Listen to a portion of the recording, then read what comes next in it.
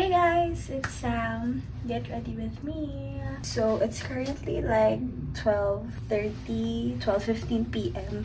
and we're leaving at 1 p.m. kasi syempre kakala pa kami dito sa Singapore. It's our third day here. I'm just gonna get ready real quick kasi yeah. Of course, I need to put on this hair clip. I already washed my face and brushed my teeth. So first, I'll be using, this is the CosRX Advanced Nail 96 Mucin Power Essence.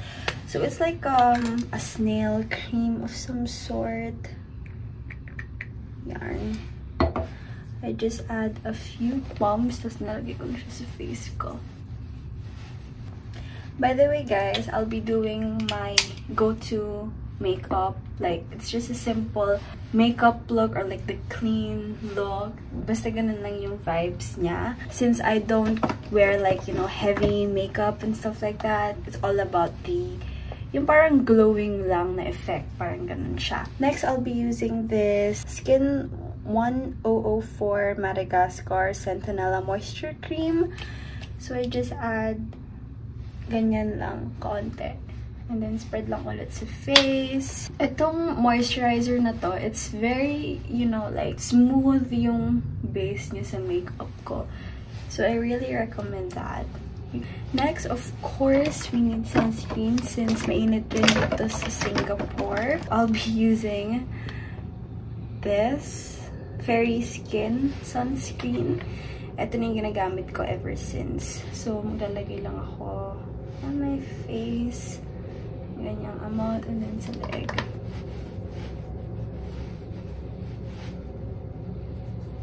Next, moving on sa aking primer. I use this ZZ primer in the shade, yung beige lang siya. So, nalagay ko lang siya here, tapos dito. Dun sa mga areas na meron akong parang darker spots, para pag naglagay na ako ng skin tint ko, pantay yung color niya. Okay, by the way, I'm not a professional in doing makeup. I just, you know, learned through experience. I just use my fingers to blend it. Next, moving on, I'll be using this Happy Skin Illuminator. So, ang ginagawa ko lang is actually, sa sobrang glittery nito, lagay lang ko ng onti here. Tapos, sa mga parts lang na gusto ko may highlight. It's really like an illuminator. So, pwede mo siyang gamitin for highlight. Pero ako, I use it under my skin tint base pa. Kasi, it gives you that glow throughout the day. If mapapansin sa camera, parang may glow here sa nose ko, and on this side. So, moving on, dun na tayo sa skin tint. So, I use 2 skin tints, okay? Don't bash me, pero I use these 2. Issey and Maybelline's Fit Me. Ang ginagawa ko is pinaghahalo ko siya. Okay, again, don't bash me, pero this is what I learned. So, itong Fit Me, ito yung una kong biniling skin tint. Ito kakabili ko lang. I actually like mixing it together. I tried it once and then it actually worked really well for me. Yan, minimix ko lang siya here. Tsaka ko siya ilalagay sa face ko para mixed well together na sila. I don't know, I feel like kasi since both of them have good coverage naman, parang, I don't know, nasanay na lang din ako sa formula ng Fit Me.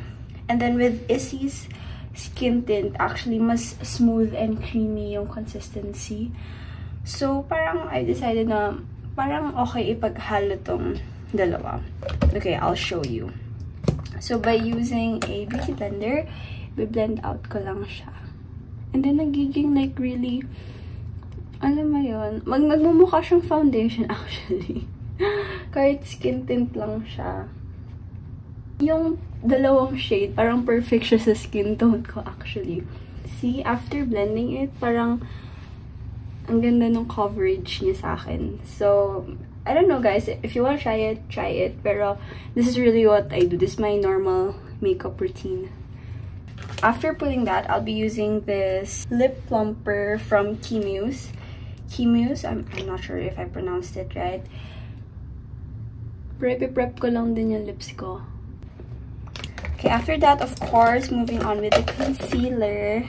This is the concealer I use by Get Ready With Me in the shade Creme.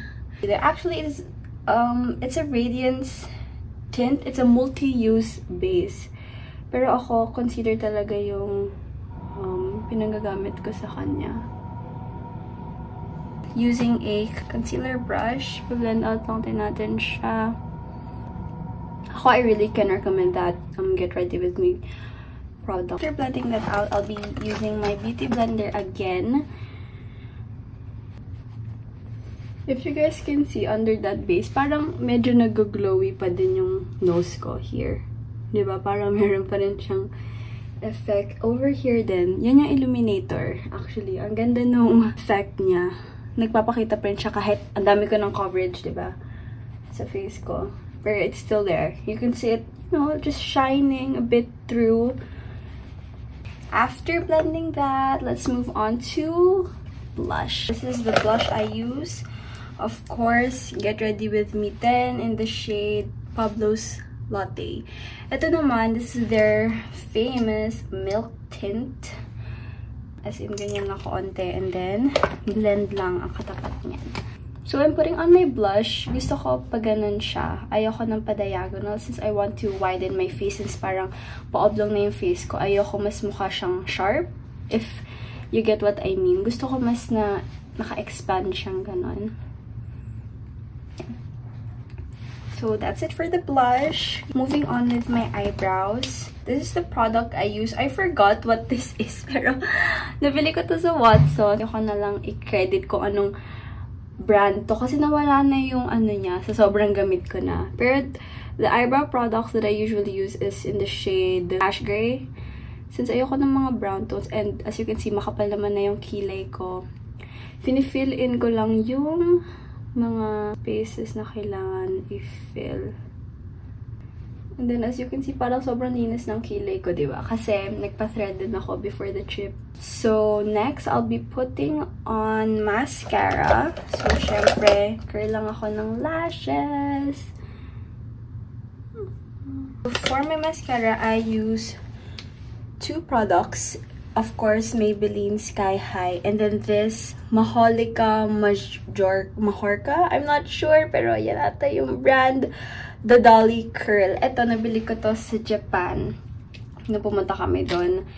And I'll show you what it does. First, ito muna lalagay ko. Kasi this, maganda kasi yung wand ng Sky High. Pampa-spread talaga siya nung lashes. Okay guys, so I have a visitor here. Tututbrush lang daw siya. Anyways, the next lash product I use. Ganito kasi yung wand niya. Ayan, kakaiba. Ayan o, parang pinapahaba niya lalo yung pilik mata ko. So, as you can see, ang ganda nung lashes ko. Moving on to my powder. This is the powder I use, again, Maybelline's Fit Me. So, I use a powder brush. And then, usually na-apply ko siya dito under my eye. Yan. Pati sa forehead. Ito yung mga parts na usually oily talaga sa face ko. Kasi yung face ko, oily talaga siya. Yun talaga yung skin type ko. Matte powder actually, you know, does the job. But I also use another one just to set it all. So this is the Weightless Loose Powder by Issey. This is like the yeah, mattifying finish. And then tatap ko lang siya sa face ko. May product pa na nakalagay pero iba-brush out ko ulit yan. Don't worry.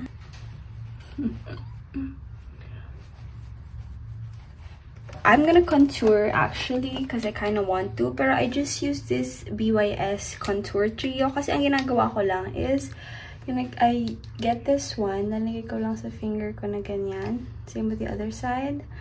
Blend ko lang sa finger ko and then gaganyan ko lang sa nose ko. Tapos, i-blend ko lang siya. Clay pen color stick. This is a gift from my friend Alex. Thanks, Alex. Pero ginagamit ko to. Highlight lang ulit kasi gusto ko nga nung parang glowy effect. Kahit may illuminator, di ba? Gusto ko pa din na merong ganito. Okay, second to the last. Malapit na tayong matapos at mamadali na kami. I'm gonna use my Dior blush in the shade Rose.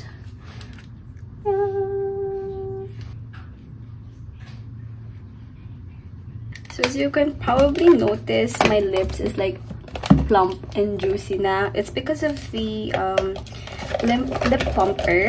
Pero it doesn't stop there kasi syempre mag-lipstick pa ako and that's the last step in my makeup routine. Yun na talaga siya.